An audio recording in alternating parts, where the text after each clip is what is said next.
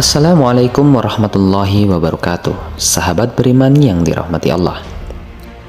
Pada kesempatan video kali ini, kita akan membahas kisah Qarun, orang terkaya yang ditenggelamkan bersama hartanya oleh Allah Subhanahu wa Ta'ala.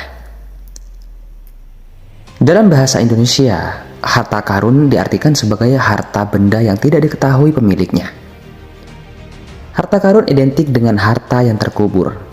Ternyata hal ini berkaitan dengan kisah Qarun yang ditenggelamkan bersama harta kekayaannya akibat kekufuran dan kesombongannya.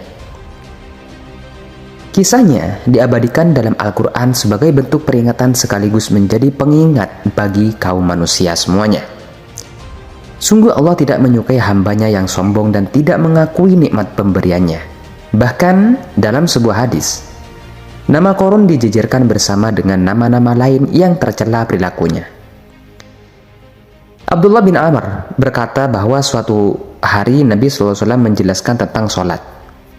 Beliau bersabda, barang siapa yang menjaganya, maka ia akan menjadi cahaya, menjadi hujan, dan menjadi keselamatan baginya dari neraka pada hari kiamat. Dan barang siapa yang tidak menjaganya, maka ia tidak akan menjadi cahaya, tidak pula menjadi keselamatan dan tidak menjadi hujah baginya. Pada hari kiamat, ia akan bersama Qarun, Fir'aun, Haman, dan Ubay bin Khalaf. Hadis riwayat Ad-Darimi. Cara Qarun memperoleh harta berlimpah hingga membuatnya sombong dan angkuh. Cara Qarun memperoleh harta berlimpah perlu diketahui agar menjadi pelajaran berharga buat kita semua. Qarun adalah seorang saudagar kaya raya pada zaman Nabi Musa alaihissalam. Perbendaharaan hartanya sangat berlimpah sampai-sampai kunci gudang hartanya dipikul oleh puluhan orang terkuat. Kisahnya diceritakan dalam Al-Quran agar manusia tidak menyombongkan diri.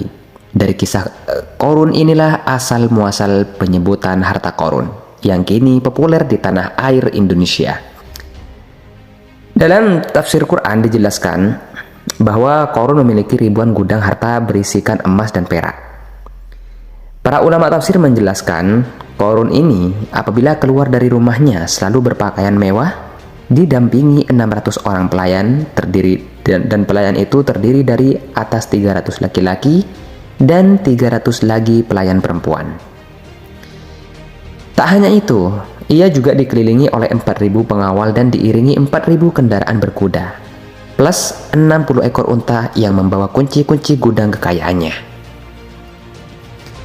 Mengenai cara Qarun memperoleh harta berlimpah ruah, dijelaskan dalam beragam pendapat para mufasir.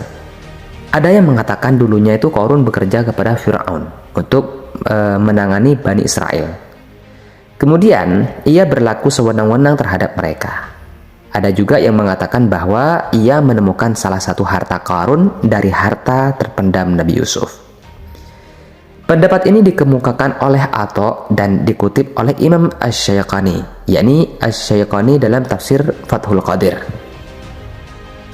Ada riwayat lain yang mengatakan, mulanya Qarun adalah seorang hamba yang soleh dan miskin di zaman Nabi Musa.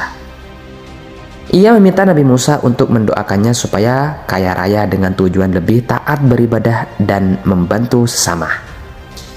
Allah pun mengabulkan doa Nabi Musa. Lalu Qarun mendadak menjadi kaya raya. Namun, ia enggan membantu orang fakir miskin dan menolak membayar zakat. Bahkan ia semakin sombong dan durhaka kepada Allah Subhanahu wa Ta'ala. Selain itu, ahli sejarah berpendapat seperti dijelaskan, Qarun adalah salah satu pemuka Bani Israel yang loyal kepada Fir'aun. Loyalitasnya kepada Fir'aun membuatnya diangkat menjadi mandor atau kepala pekerja atau buruh. Bisa jadi ia telah mengeksploitasi para bawahannya dengan memotong sebagian upah mereka untuk kepentingannya pribadi sehingga kekayaannya meningkat pesat. Ia kemudian berkeinginan membangun sebuah istana, namun tidak diizinkan oleh Fir'aun. Jika istana itu dibangun di samping istana Fir'aun, terlebih Qarun juga tidak ingin membangun istana di tengah pemukiman Bani Israel yang terletak di tanah Jasan. Fir'aun pun memberikan tanah di wilayah Foyum Kemudian di tepi sungai Foyum inilah Qarun membangun istana yang megah dan di dalamnya ia membangun Al-Kunuz atau gudang penyimpanan harta berisi emas dan perak. Mengenai azab yang ditimpakan kepada Qarun, kedurhakaan Qarun itu mencapai puncaknya ketika ia merasa lebih kaya dan terhormat dari seluruh manusia semuanya termasuk Nabi Musa. Menurutnya, semua hartanya adalah buah dari kerja kerasnya, bukan anugerah dari Allah Subhanahu wa Ta'ala. Qarun pun senang memamerkan harta dan membanggakan kekayaannya. Akibat kesombongannya itu, Qarun kemudian diazab oleh Allah dengan cara ditenggelamkan ke dalam perut bumi beserta seluruh harta yang selama ini dibanggakannya. Maka ada firman-Nya Allah Subhanahu wa Ta'ala dalam Al-Qur'an, Bismillahirrahmanirrahim. Fa khasafna bihi wa bidarihil ardah fama kana lahu min fi'atin yansurunahu min dunillahi wa ma kana minal muntasirin.